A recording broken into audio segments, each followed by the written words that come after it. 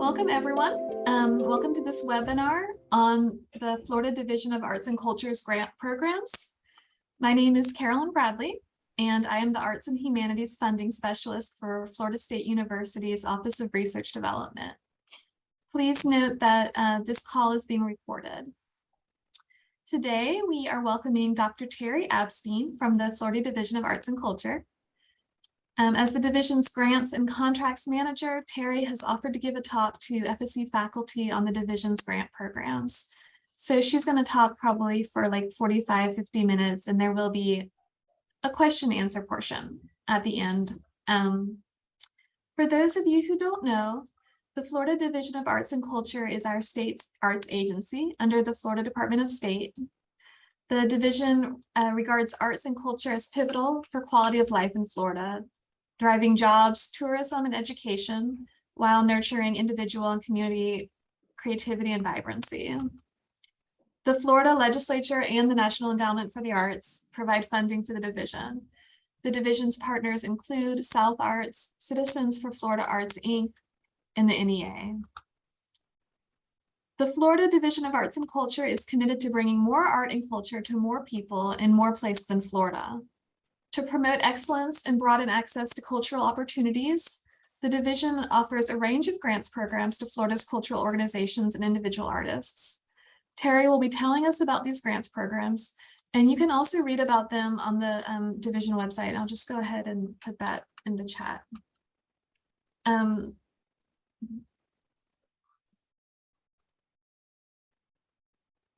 As you listen to Terry's talk, I know you'll be thinking about how the agency's grant opportunities might be able to help you reach your research or creative goals. If you would like support in applying for a grant, I'm always available to assist arts and humanities faculty, and you can email me at cbradley@fsu.edu. Put that too. If you're outside of arts and humanities, then you can just email our office and we will be able to help you. As I said, Terry is the Contracts and Grants Manager for the division. She oversees all of the Florida Division of Arts and Culture grant programs and supervises 7 program managers. In addition, she's the program manager for cultural facilities grants, legislative line item appropriations, and the division's NEA partnership projects. She's been with the division for 6 years. Before coming to the division, she was the curator of education at the Museum of Fine Arts here at FSU. And she actually earned her PhD at FSU in our art education program. So she has a lot of special insight into the arts at FSU. Terry, we are very grateful to have you here with us today. Everyone, please join me in welcoming Terry. Thanks, everyone. It is a pleasure to be here. I am so excited to talk to folks from FSU.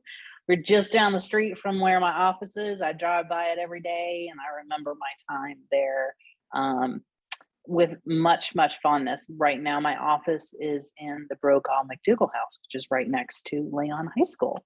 So Carolyn did mention some of the things that I'm going to mention in my PowerPoint, but I'm going to go over them pretty quickly anyway. I have just a brief introduction of all of the things that the division does besides grants, and then we'll dive a little bit deeper into our grant programs. So we are legislatively mandated as the state arts agency. The Secretary of State is our chief cultural officer. There's our Florida statute number. And we were created in 1969 in response to the NEA. So in order for any state or territory to receive funding from the National Endowment for the Arts, they have to have an arts agency. And so that's why we were created. And our mission is there: advance, support, and promote arts and culture to strengthen the economy and quality of life for all Floridians. Our partners, we have an advisory council, the Florida Council on Arts and Culture. Citizens for Florida Arts is our nonprofit fundraising arm for those things that we can't pay for with state funds. And we also work with the Florida Association of Museums, the NEA, National Assembly of States Arts Agencies, South Arts, which is a regional organization, other state service organizations, the local arts agencies. If you're familiar with COCA here in town, they are one of our grantees and one of our huge partners. And then the Florida Cultural Alliance is the organization for the state that does all of the lobbying that we are not permitted to do. So in addition to grants, we are a big grant maker. And I'm going to talk primarily about general program support and specific cultural projects. Those are the things that are most relevant to Florida State University, but we also have cultural facilities grant program, which is construction, buildings, renovation, new construction, and acquisition. We have a cultural endowment program, and then we also have a special partner project that we fund with some of our National Endowment for the Art funds. We also do strategic planning for artists. We have workshops and we help them learn how to do the business side of things. And then we haven't for a number of years, but we have in the past held conferences for organizations and administrators, and we're hoping we can get back into doing that again. So, and then there's this list that may not be exhaustive, but we also are in charge of the Florida Artist Hall of Fame. We help get nominations for the Florida's Poet Laureate. We manage, or we act as a liaison for the Art and State Buildings program. We have gallery exhibitions. We have a gallery at the top of the Florida Capitol and 2 galleries in the R.A. Gray building. We work with a partner for Poetry Out Loud, which is sponsored by the National Endowment for the Arts. We have a state art collection. We do research. The most recently completed research that we've done is Arts and Economic Prosperity 5. We are in the process of working on Arts and Economic Prosperity 6. We have an online opportunity listing. We have some informational resources. Just recently, actually, today's the 19th, on the 13th, we culminated a project for a National Statuary Hall. We replaced a sculpture with one of Mary McLeod Bethune. It was very exciting. It took a number of years for that to happen after legislation passed. Fundraising had to be done. And of course, the sculpture was carved out of marble. It was very beautiful. You can see on the bottom right-hand side of the screen, Statuary Hall. So they just had the unveiling of the sculpture in Washington, D.C. last week. We also are in charge of the Office of International Affairs, and the Florida Folklife program falls underneath us as well. So as you can see, we're super busy. Here are just some photos of some of the things that we do. There's a couple of gallery shots. We also help facilitate Black History Month. There's an art contest. Hispanic Heritage Month. There's also an art contest. And just recently, brand new, there's a space art contest. We had 2,500 submissions of kids' artwork that we had to go through and narrow down so that winners could be selected. And we do some artist workshops sometimes as well. That's the bottom right hand thing. And if you're wondering about the Christmas ornaments, we haven't done it since I've been here, but for the Christmas trees in Washington, D.C. during the holidays, there have been like the Florida ornaments, like there's a Florida tree. And so we help navigate that as well. If anyone has been here in Tallahassee, not the last couple of years, but before that, we've done chalk walk at the Capitol building during the legislative session. So we have our hands in all kinds of things. This is just some of the folks that have been nominated into the Florida Artist Hall of Fame. They get this really cool sculpture that looks like a shell and a woman. It's very beautiful. And there are Burt Reynolds from FSU is in it, but also we have Ray Charles, Gloria Stefan, Zora Neale Hurston, which is super exciting. We just had a couple of folks that were in the Hall of Fame I believe the celebration was in April, and we have another one coming up in December because COVID put us a little bit behind. So we have our Florida Council on Arts and Culture. They meet quarterly. We do an in-person meeting in October. They approve all of our lists for our grants, which are then sent to the Secretary of State for approval before they go to the legislature. And then, as I mentioned, Citizen for Florida Arts is the fundraising arm. So as a division, we do not lobby, we do not advocate, so we depend on our boards to advocate for us. So, as I said, we do research. Arts and Economic Prosperity 5 determined that we had $4.68 billion in spending in Florida in 2015. That's huge. Of course, now the years that they're reporting on for Arts and Economic Prosperity 6 will be different because of COVID, but our arts organizations have come back super strong. Funding has been really robust the last couple of years as well. So hopefully that will show in our numbers. We'll see. So our grants have a huge impact in the state of Florida. You can see with these numbers, number of in-person attendance, almost 18 million, 841 division grants awarded. We've got children attendance. We manage 314 Florida Cares award grants.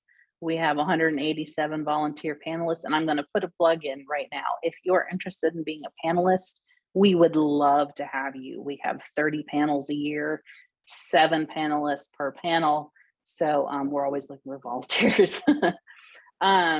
We count the number of jobs that are sustained, number of jobs that are created, and volunteer hours. So our grants have a lot of impact in the state. So as I mentioned, the thing that we don't do is we don't advocate. We are an office of the governor. And so whatever the governor's recommendation is, that is what we are grateful for. And then we send our rank list to the legislature, and we ask all of our applicants and our boards to advocate for us and say, yes, the governor was very generous with his $5 million, but we have a $64 million request. Could you please help us get some more money? But that is something we don't do. Everyone else can do that for us. And this chart shows where our funding has been since 2011. And as you can see, it's been very low and it's been very high. This year, our funding is amazing for fiscal year 2023. Our general program support and specific cultural project grants were fully funded. In addition, the legislature for the last 2 years awarded us $30 million last year and $30 million plus this year for an African American cultural and historical grant program.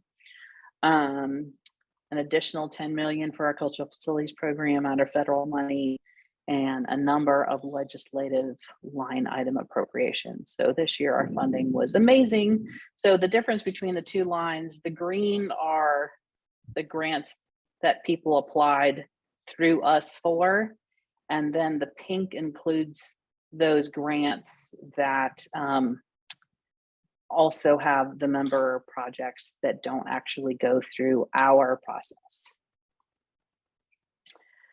So we also work with Creative Forces, and Creative Forces is with the NEA Military Healing Arts Network.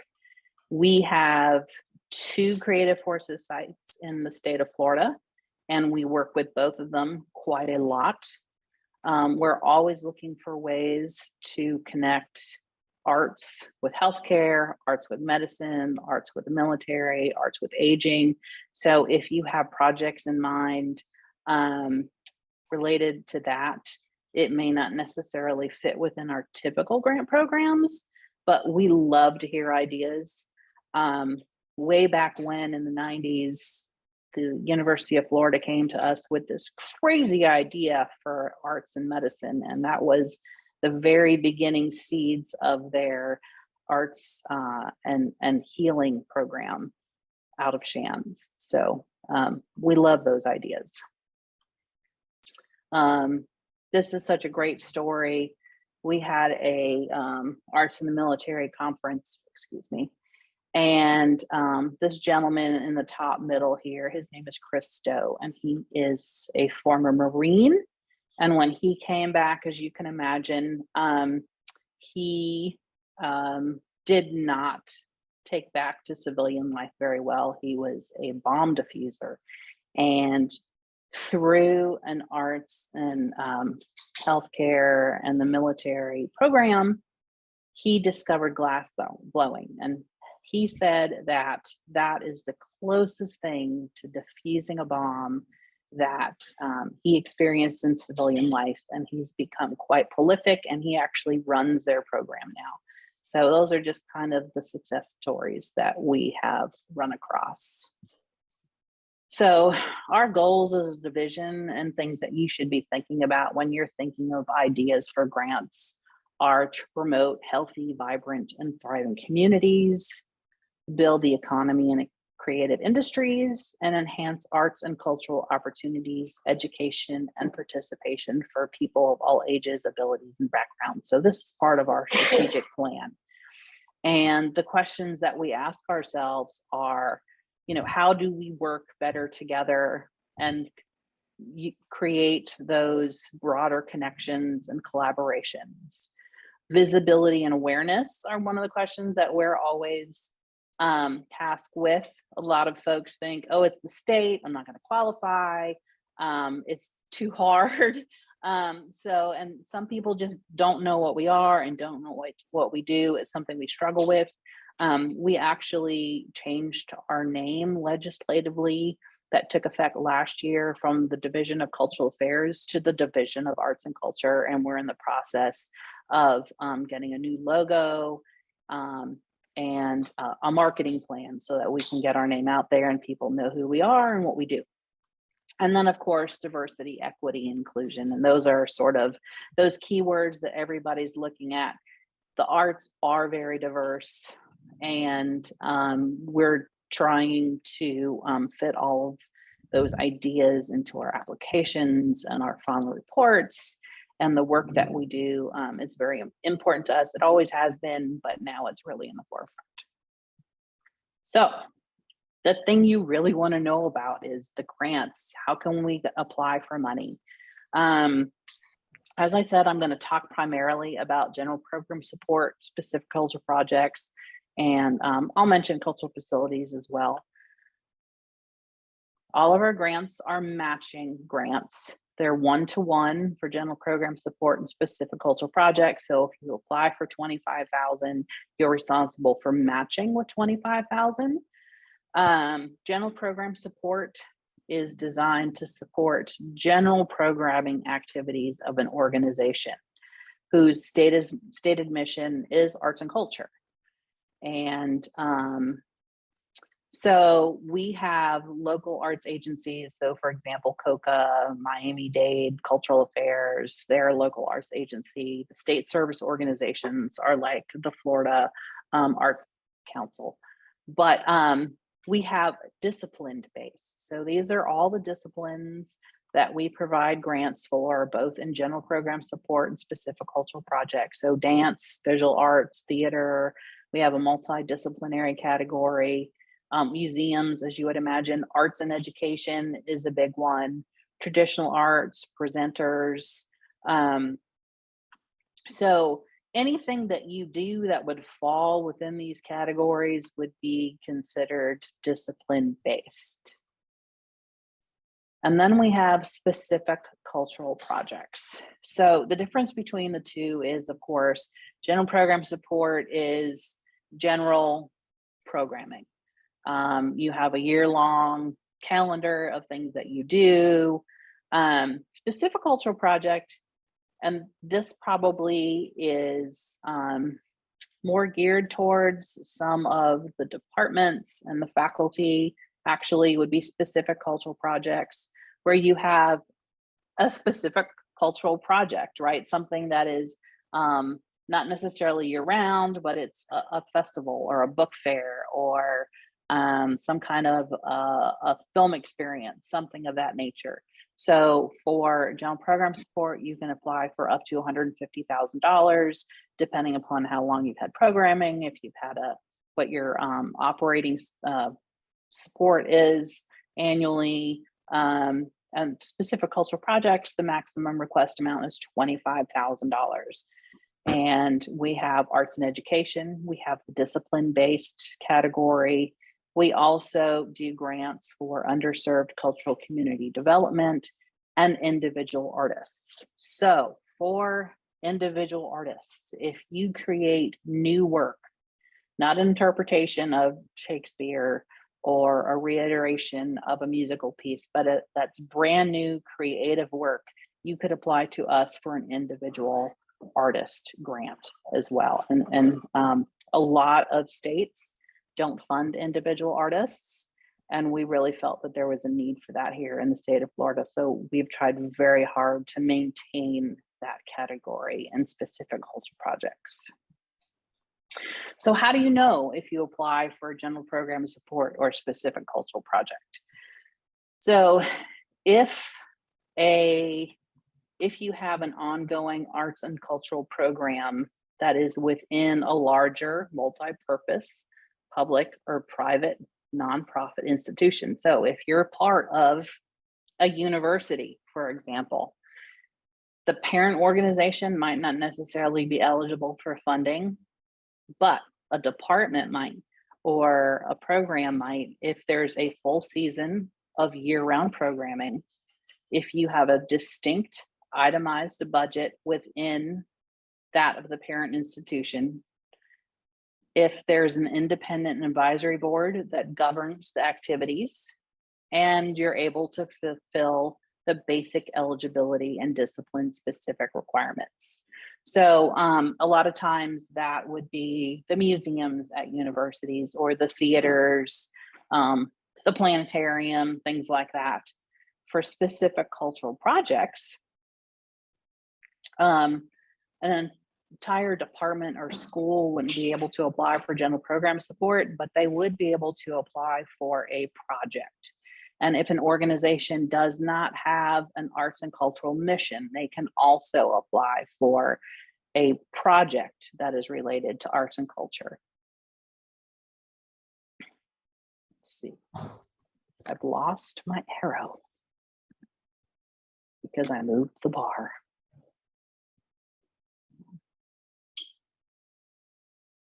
Okay, so I thought that it would be helpful to sort of list the type of grants that we have with Florida State University and other colleges and universities within the state. So there's your usual suspects, right?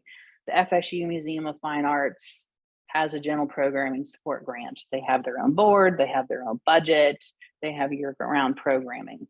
There is at least one art museum in all of the universities and colleges that I have listed here.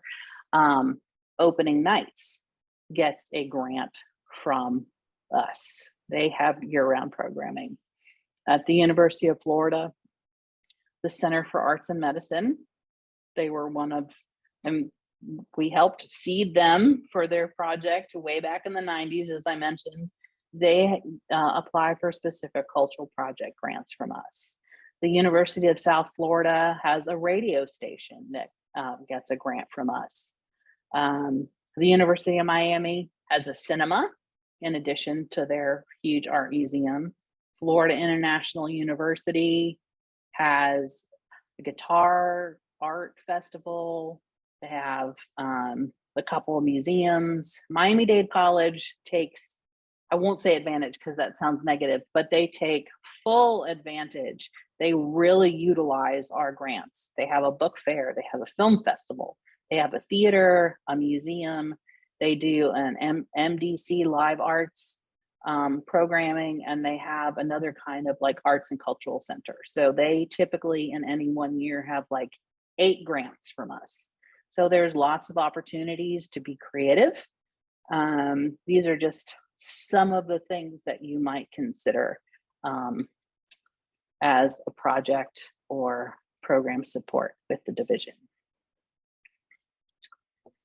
So our timeline, if you need immediate funds, is not a great timeline. Basically, you apply a year in advance. So for example, our previous application cycle opened April 1st of this year. Applications were due June 1st of this year. We do a ton of how to apply webinars. So we do 2 general how to apply, how to navigate the system, what kind of things are in the application. And then we do criteria webinars. So our applications are scored based on things like quality of offerings and track record. And so we show you what we're looking for each of those criteria. In June and July, it's our busiest time of the year. Our program managers are making sure that the applications that were submitted are eligible. They're closing out the previous year grants, and they're working on contracts for the next fiscal year. So super busy here at the division right now. We have our panel meetings, as I mentioned, 30 a year approximately in August and September. This year they start August 15th. They go all the way through the very last week of September. We do like 1 a day exclusive of holidays, and they're divided by discipline. So for example, all of the individual artist projects are on the same panel. And then the panelists are artists. All the dance, for example, there's different levels based on your total operating support. We have levels 1, 2, and 3. The panels for those are dancers and administrators for dance companies, so that they're professionals in the field and they're very familiar with what is going on in those individual disciplines. So our grants funding for this past year was approximately 50% for general program support. We had 115 ranked applications. We requested almost 46 million, and we received right at 50%. And for specific cultural projects, there were 153 applications that were ranked, and we got full funding. So that was the year that's closing out now. This year, for the grants that we're writing contracts now, as I mentioned, we got full funding for general program support and full funding for specific cultural projects. That has happened one other time in the history of the division. So there was a lot of additional tax revenue this year. And so it was a very good year for us.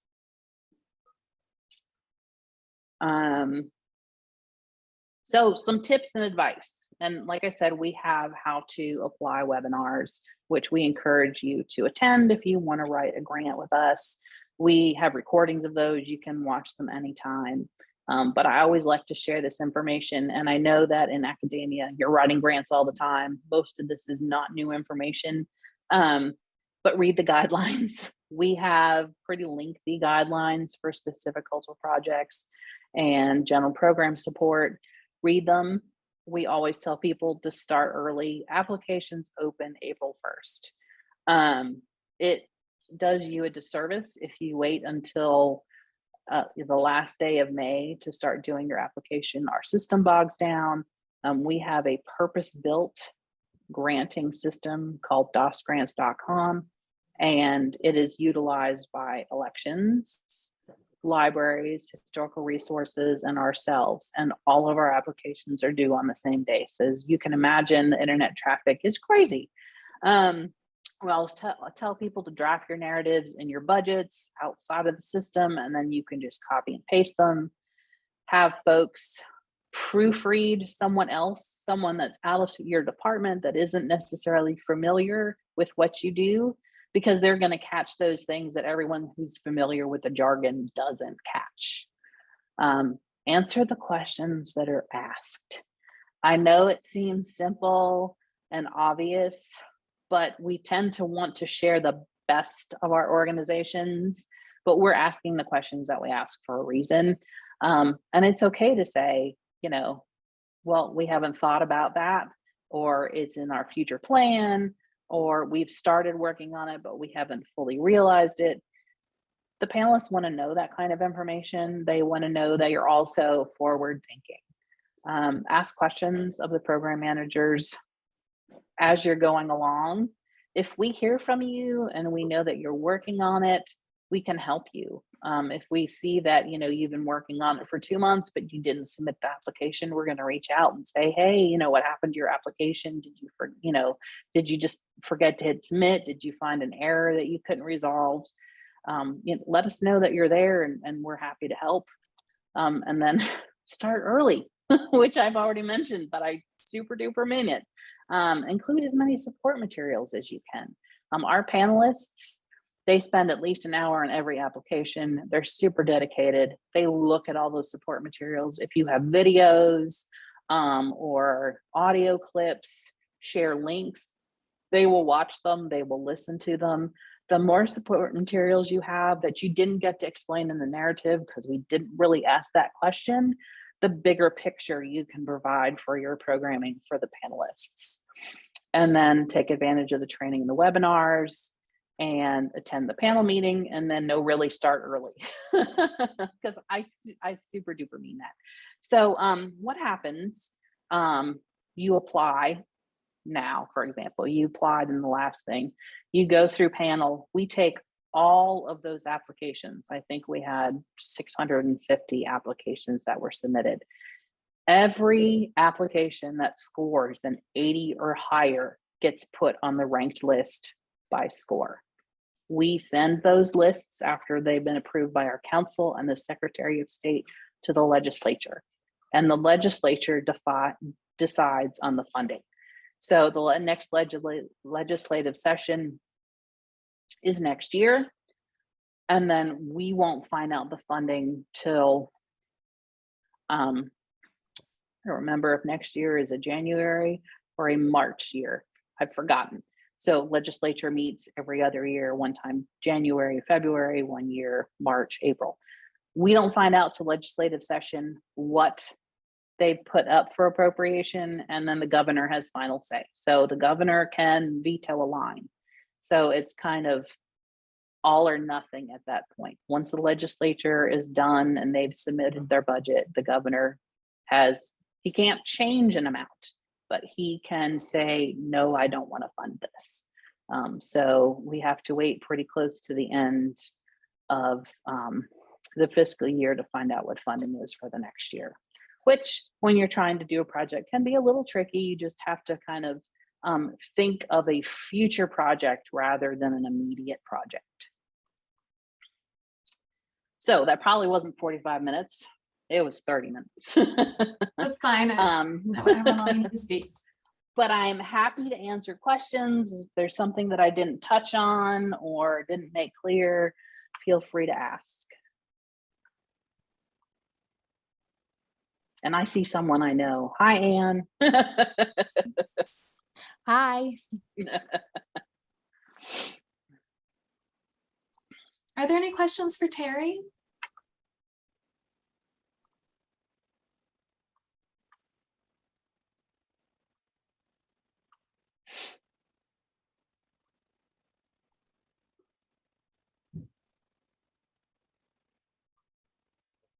Okay, well, I don't want to close down questions in case someone has some thoughts. Okay, something in the chat. There is a question. Since all of the grant money you provide is matching funds, where are places to look for matching funds? That is a very good question. So you aren't able to match funds from the state with state dollars. So I would look at things like foundation support, private foundations, also individual support. You could maybe have like support organizations for your departments, and someone might want to provide some funding for that. And so, for example, I know that the FSU Museum of Fine Arts has a foundation account. They have memberships and things like that. So that's the kind of money that they actually use to match. You can also use salaries as match, depending upon if it's general program support or specific cultural project. I would recommend reaching out. I know that Jean is going to love me putting her on the spot, but if you have questions about match for universities, reach out to Jean at the FSU Museum of Fine Arts, because she can kind of tell you how she manages that. She works their budget. Any question? The matching funds can come directly from individuals. Yes, they can. I mean, you would put that in the application for budget income as applicant cash. And we don't make you demonstrate that you have the cash going in. You just need to demonstrate that you have used those funds when you are doing your final report.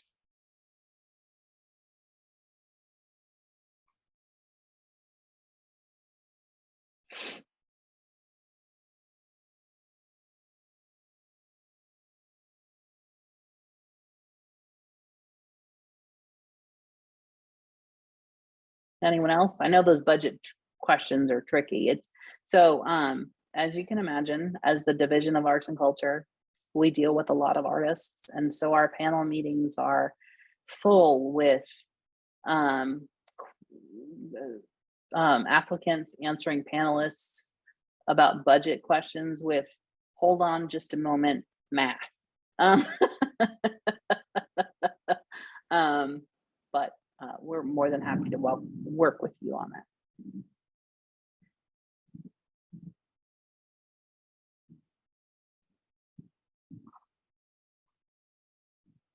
And like I said, if you have a project, so I use the University of Florida as an example with their arts and medicine, arts and healthcare.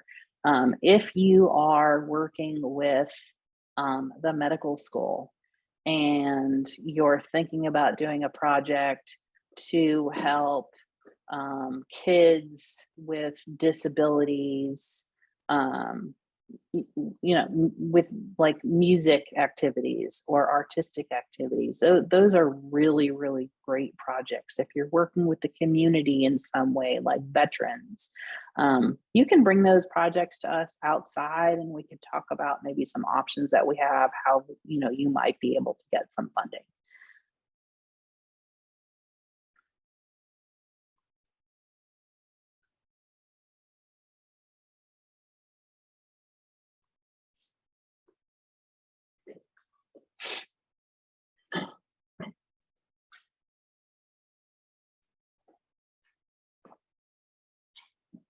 I don't see any more questions in the chat.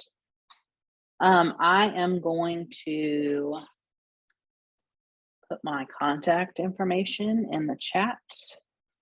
And if anyone has any questions, you can email me or give me a call.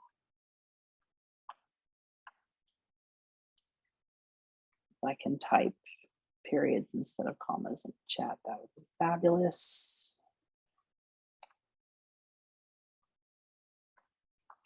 I feel like I live here, so. Wonderful. And you have a whole year really to be thinking about it, because our applications don't open again until April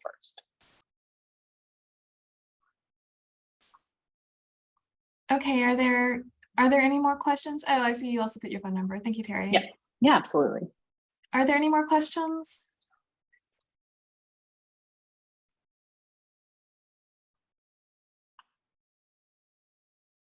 Okay.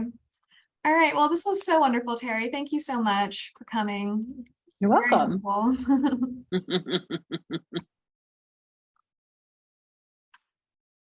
All right. Well, thank you, everyone. This will be posted on our YouTube channel soon. So if you have friends, I know some people emailed me, they wanted to make it and want to be able to. So we'll be posting it soon. Thank you. Thank you.